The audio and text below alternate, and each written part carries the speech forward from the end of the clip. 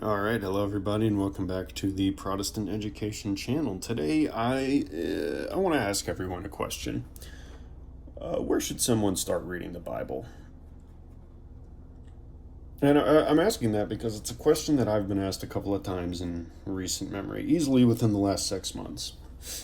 And both times I told the person, start with Matthew, go to Jude, leave out Revelation, go back to the beginning. And when I first kind of proposed that, we were doing our, how'd your week go in the Bible study? And I said, I had a friend asking me about reading the Bible, and he said where to start. So I said, start with Matthew.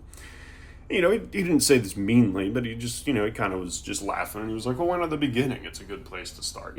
Joking, making a reference to, I think that's Mary Poppins. I don't remember. But I'm kind of here to answer that. Why would I say start at Matthew? Because this is something I've been thinking about for a little while. So I'm not a Bible expert. So I'm not here to tell you what you have to do, what you should do, but this is just something you can do. And this is something that I've been doing for the past little bit. But I thought this was an interesting idea, and I kind of want to hear what other people have to say about it or what other people think. Not just specifically about, starting at the New Testament, but, if that's not your opinion, where do you think we should start? If you think you should start in Genesis, why? I'm kind of interested to see other people's arguments and see what we all think about it. And when I kind of think about this question, there's a lot of different reasons that come to mind, a lot of separation of Jewish versus Christianity and all that. But I kind of want to take this from a Wesleyan quadrilateral approach. So let's start with Scripture. So one of the few things said in Scripture about Scripture is that it is good for teaching and reproof. Okay, but that makes sense. We're all good with that, right? Why that's important to my argument is because I would say Jesus is the fulfillment of the law.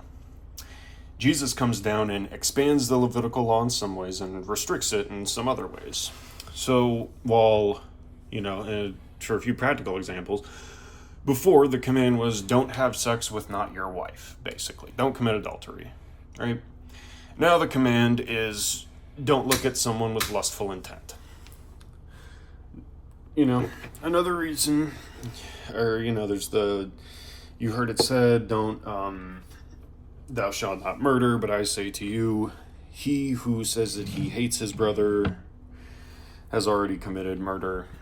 And another reason that I'd want to point to from Scripture is there are a couple of times in the Old Testament where, and this ties into tradition a little bit, where a lot of people believe there are early appearances of Jesus within the Old Testament.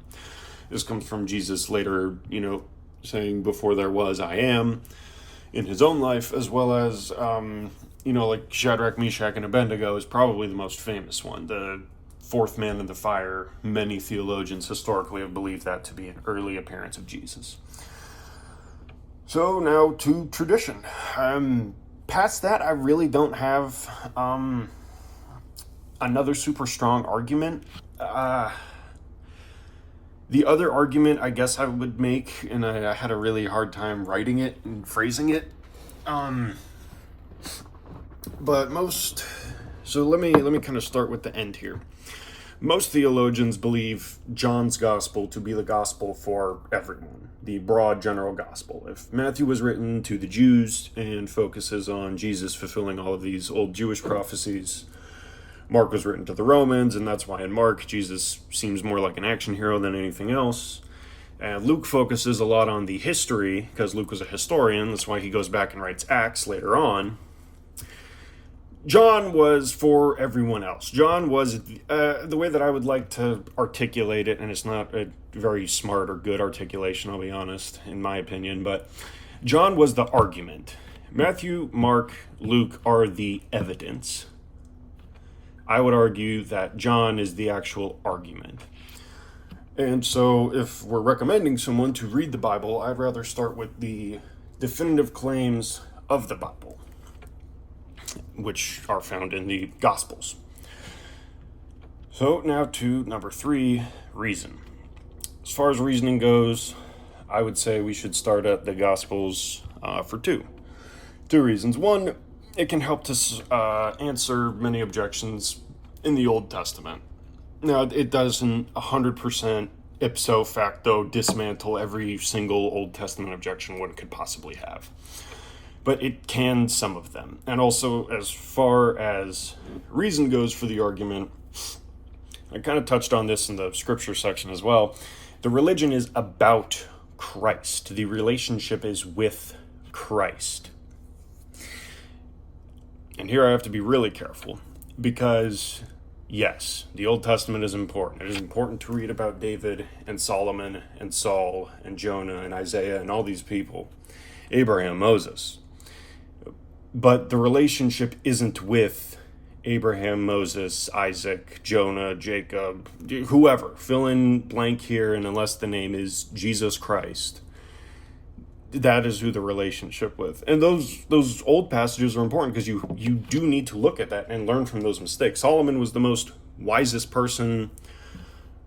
That was a really wise way of saying that. Solomon was the wisest person in history and had somewhere in the neighborhood of 1 billion wives and 1 trillion concubines. So, later on in Lamentations, when Solomon is saying, vanity, vanity, all this is vanity, it's coming from a place of he had all the money. He had all the women. He had all the swag, all the prestige, pride, honor, respect, whatever it was. He had it in droves.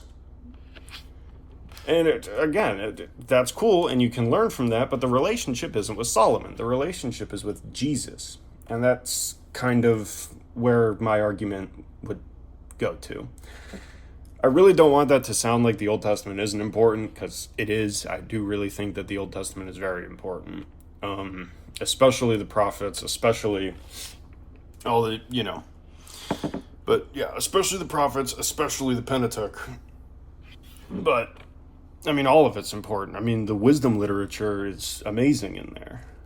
But, I think if I keep going on this point, I'm going to really start getting confused and then people aren't gonna like it.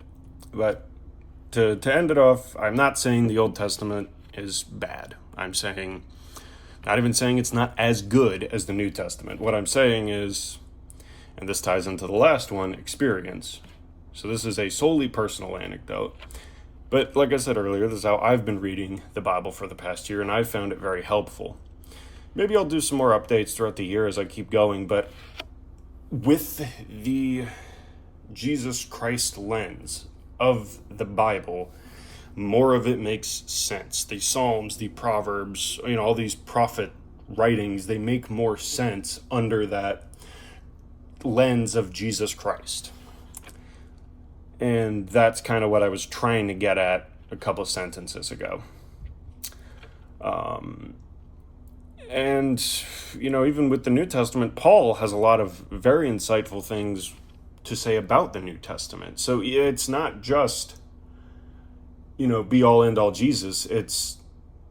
That's definitely a part of it. But the other part is there is other stuff later on. Some of the stuff in Revelation connects to the prophets. That's why I would say, with the exception of Revelation, start with the New Testament.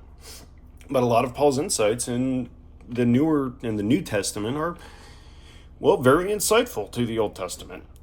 But, I want to know what you guys think. I know I didn't really phrase everything super well in this video. I could have phrased things a little better. I'm kind of trying something new where we batch out 3 or 4 videos at a time so I can have 2 to 3 uploads a week, and I'm not really struggling here. But if you like the video, give it a like. If you didn't like the video, click the dislike button twice. Leave a comment with your own thoughts and your own opinions about where to start reading the Bible, and I will hope to see you guys in the next video. God bless you and your families. Goodbye.